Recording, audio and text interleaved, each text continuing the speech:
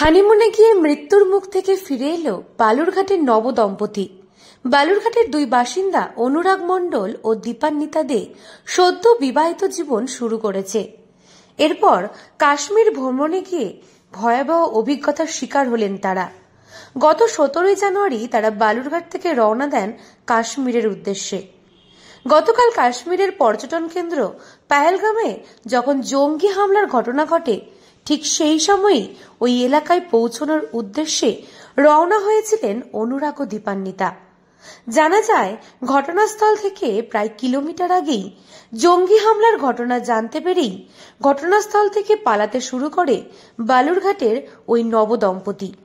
এরা হচ্ছে 16 তারিখে এখান থেকে হাওড়া ট্রেনে রওনা দিয়েছিল, দিয়ে তারপরে 17 তারিখে কলকাতা পৌঁছালো। 18 তারিখে ওরা কাশ্মীরের দিকে রওনা দিল।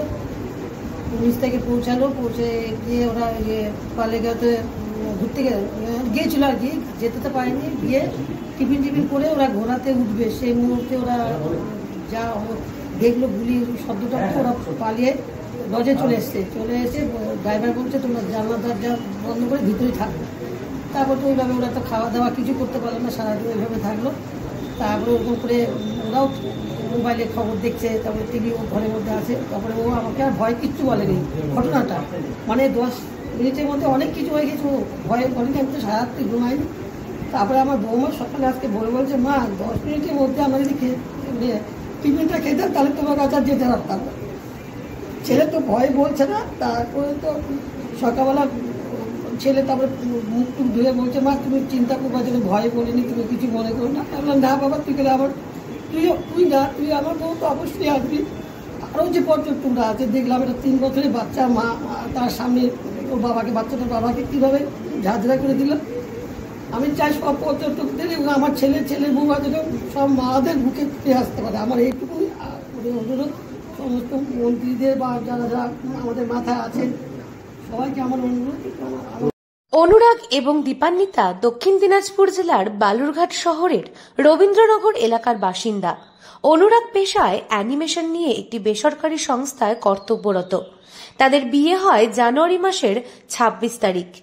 বিবাহের পর এটি ছিল তাদের প্রথম ভ্রমণ। তবে কাশ্মীর সফরের আনন্দ মুহূর্তেই যেন রূপ নেয় উদ্বেগ ও আতঙ্কের।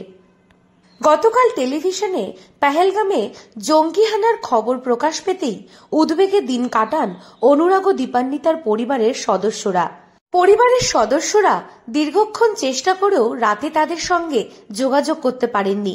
এর ফলে চরম উদ্বিগ্নতায় রাত কেটেছে তাদের। আজ সকালে ফোনে যোগাযোগ সম্ভব হয়েছে। রাতে বিভিন্ন টেলিভিশন চ্যানেলে জম্মু কাশ্মীরের পেহেলগামে জঙ্গি হানার খবর দেখে উৎকণ্ঠা বেড়ে যায় তাদের পরিবার ও পাড়া প্রতিবেশীর মধ্যে।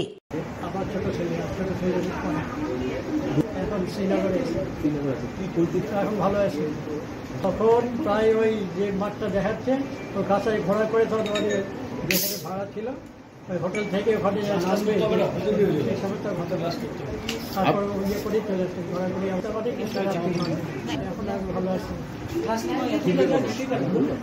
আজকে ইয়েতে আসে কলকাতা নামবে, ওখানে আমার রিলেটিভের বাড়ি আছে, সবাইকে এখানে আসতে থাকবে। আমার ছেলের নাম হচ্ছে অনুরাগ মণ্ডল, ওয়াইফের নাম হচ্ছে দীপান্বিতা দে। আজ সকালে পরিবারের সঙ্গে যোগাযোগ করেন অনুরাগ ও দীপান্বিতা।